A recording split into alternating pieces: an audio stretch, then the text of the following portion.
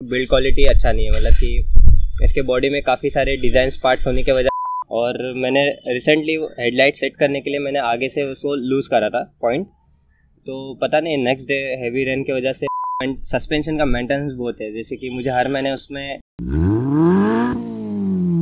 Welcome to rare view reviews. Hey guys, welcome back to my channel. So आज actually हम आप लोगों के लिए एक ऐसे स्कूटर लेके आए हैं जिसने इंडिया के अंदर एक्चुअली स्कूटर्स का ट्रेंड चालू किया है। तो हम बात कर रहे हैं किसी और स्कूटर की नहीं, हम बात कर रहे हैं एक्टिवा की, होंडा की। सो आज हम रिव्यू करने वाले हैं होंडा 125 और इसके ओनर है मिस्टर गुफरान। तो चलो जानते हैं उनका ownership experience. Hello mister Gufran, welcome to my channel. So सबसे पहला सवाल, आपने ये गाड़ी कब खरीदी थी, इसका क्या मॉडल है और कितने किलोमीटर्स आप चला चुके? मैंने ये बाइक 2021 के स्टार्ट में खरीदी थी, लाइक फरवरी में। ओके।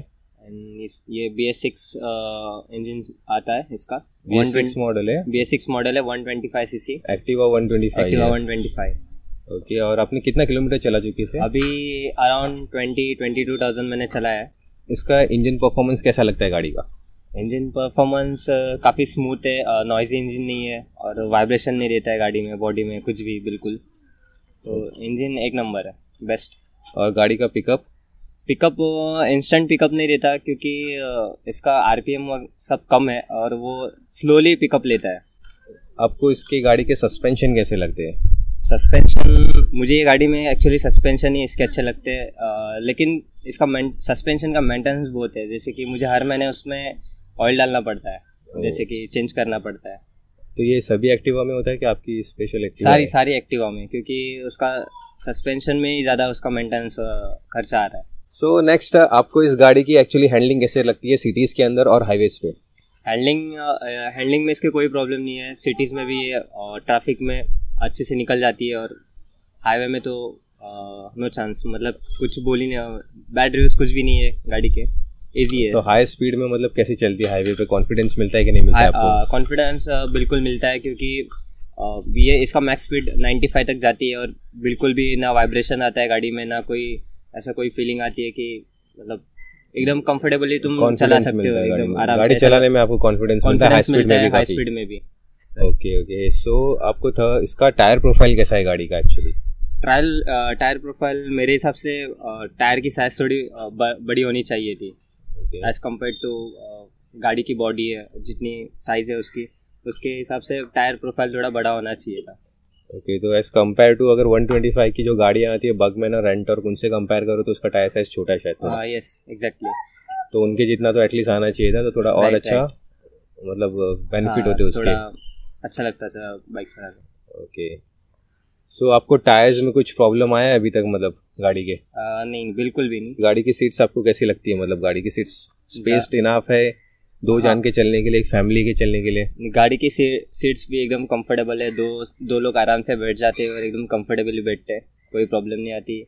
आगे नीज में भी कोई प्रॉब्लम नहीं आती, आराम से बैठ सकते हैं तुम इसमें। तो सीटिंग पोस्चर्स भी अच्छा है गाड़ी का? अच्छा है, एक नंबर। तो आपको मिरर इतने सफिशिएंट इनफ लगते हैं, मतलब कि इनफ है, क्योंकि रेयर व्यू अच्छा आता है जिसमें? यस, तभी तो मैंने वो मिरर रखे अभी तक, वरना मैं किसी बाइक के मिरर अभी तक रखा नहीं था, बट इसके मैंने मिरर रखे क्योंकि ये एकदम सही विजन देते हैं।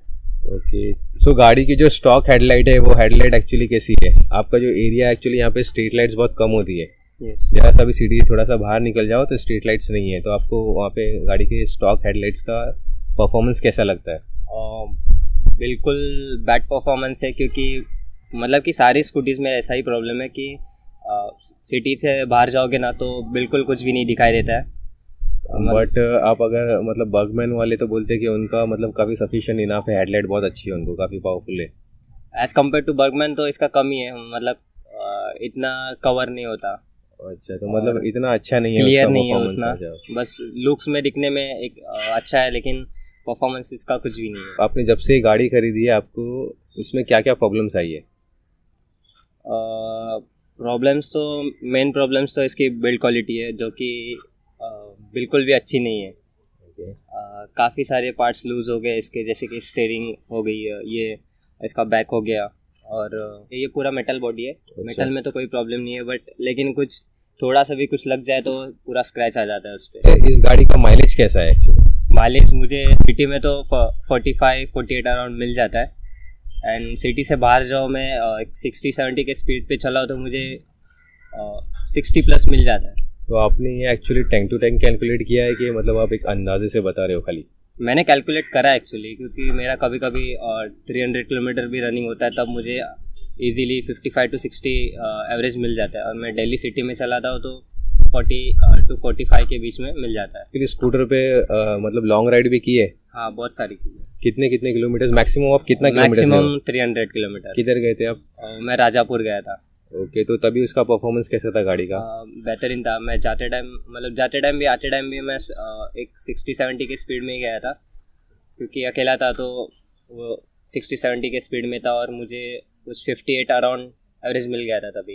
एंड मुझे लॉन्ग ड्राइव पे कभी एक स्कूटी पे थकान महसूस नहीं होती, इतना कंफर्ट है इसका अच्छा। ना कभी बैक पेन आता है, ना कभी हाथ में कोई पेन, बिल्कुल भी कोई प्रॉब्लम नहीं है। एकदम कंफर्टेबली तुम कितना भी लंबा इसको चला सकते हो। ओके, और इसकी फ्यूल कैपेसिटी के बारे में क्या कहना है लॉन्ग राइड पे आपका?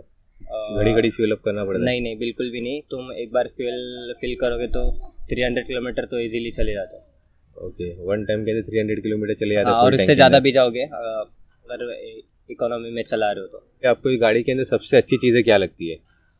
सबसे अच्छी तो इसकी सीट पोजीशन, और सीट में जो कंफर्ट है, और इसका स्कूटी की स्टीयरिंग जो कि बहुत कंफर्टेबल है, मतलब बिल्कुल भी पेन महसूस नहीं होता, एकदम कंफर्टेबली चलती है।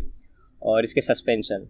अच्छा, हम अगर कंपेयर करें इस गाड़ी को बगमैन से या एंटॉर्क से, तो आपको उसके रिगार्डिंग कुछ कहना है, मतलब कि कौन सी आपको वो बेटर लगती है कि ये मतलब बेटर है? मेरे हिसाब से अगर मुझे कहीं दूर जाना है, लॉन्ग राइड के लिए जाना है, तो मैं एक्टिवा प्रेफर करूँगा। एंड सिटीज़ में ऑफकोर्स बगमैन और एंटॉर्क, क्योंकि उनका इंस्टेंट पिकअप बहुत अच्छा लगता है मुझे, जो कि इसमें बिल्कुल नहीं है। सो आपको इसके स्पीडोमीटर के बारे में क्या कहना है? स्पीडोमीटर इसका एकदम न्यू जनरेशन वाला भी नहीं और एकदम पुराना भी नहीं, क्योंकि आधा इसमें मतलब कि जो स्पीड है वो डिजिटल में नहीं दिखाई देती है, बाकी सारी डिटेल्स डिजिटल स्क्रीन में आ जाती है उसकी। हाँ, वो उसमें आ जाता है। और मैंने रिसेंटली हेडलाइट सेट करने के लिए मैंने आगे से उसको लूज़ करा था पॉइंट, तो पता नहीं नेक्स्ट डे हैवी रेन की वजह से वो डिस्प्ले में पानी चला गया, और धीरे धीरे वो डिस्प्ले लाइट होते गया और एकदम से बंद हो गया।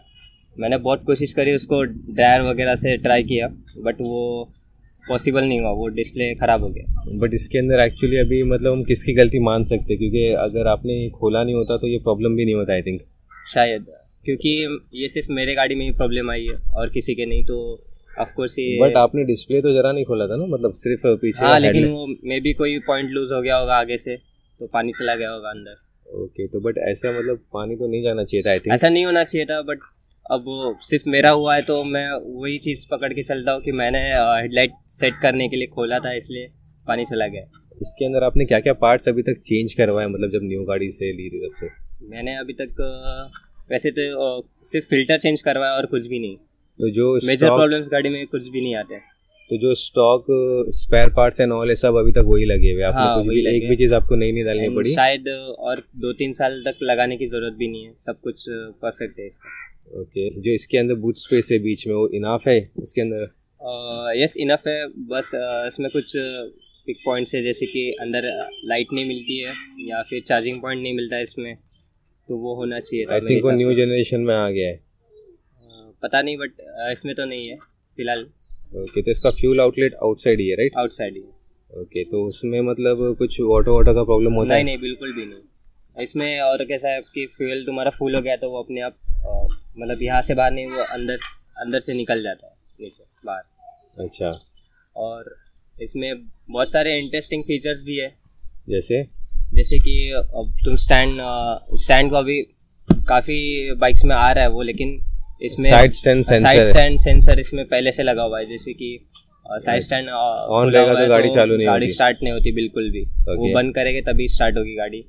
ऐसे इसमें एक इंटरेस्टिंग फीचर और भी है कि फ्यूल सेव करने के लिए वो जैसे कि हम वो बटन ऑन करेंगे तो अगर हम ट्रैफिक में रुके तो एक 10 सेकंड के बाद इंजन अपने आप ऑफ हो जाता है, जिससे कि तुम्हारा फ्यूल सेव हो सकता है। एंड रेस देते ही तुम्हारा इंजन ऑन हो जाता है, मतलब जैसे कि तुम्हें स्टार्टर देने की ज़रूरत नहीं है, कि ऑन ऑफ करने की ज़रूरत नहीं है।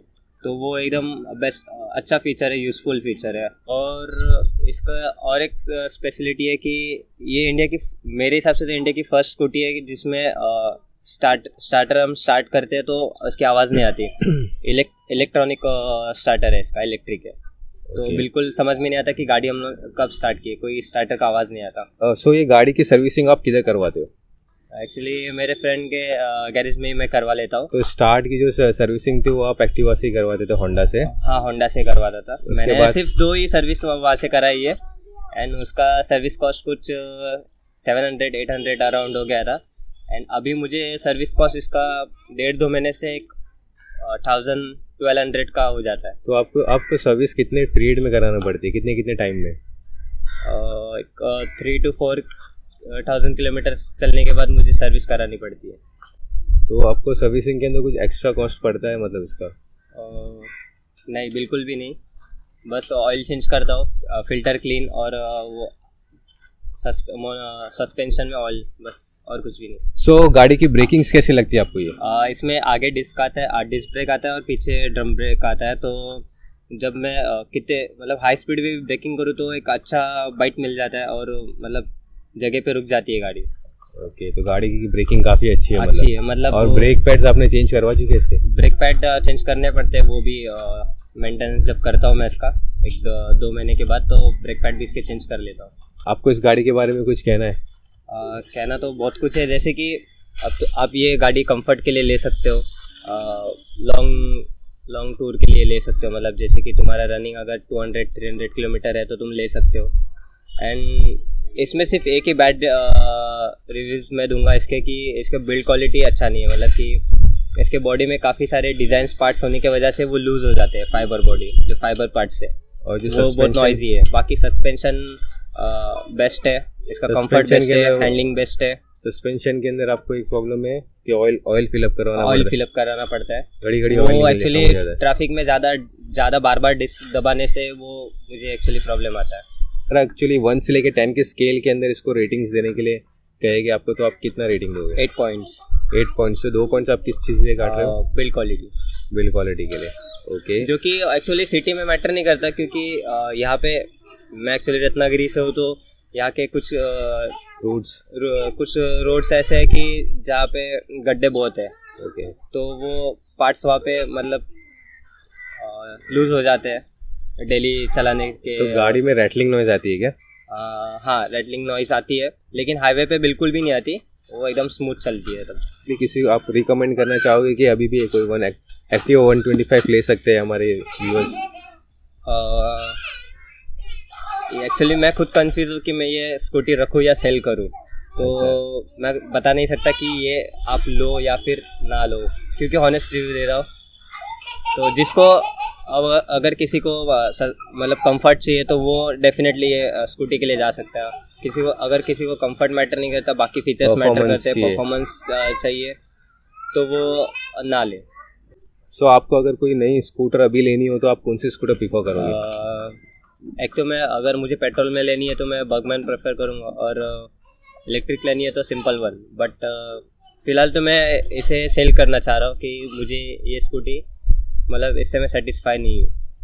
तो so thank you mister Gufran for your valuable time. Thank you. Okay, so guys ये था एक एक्टिवा 125 ओनर का रिव्यू। तो आपको ये वीडियो कैसे लगा ज़रूर बताना, और आपको ये वीडियो अच्छा लगा हो तो इस वीडियो को ज़रूर लाइक करें, और ऐसे ही बाइक्स और कार के रिव्यूज़ के लिए मेरे चैनल को ज़रूर सब्सक्राइब करें। Thank you.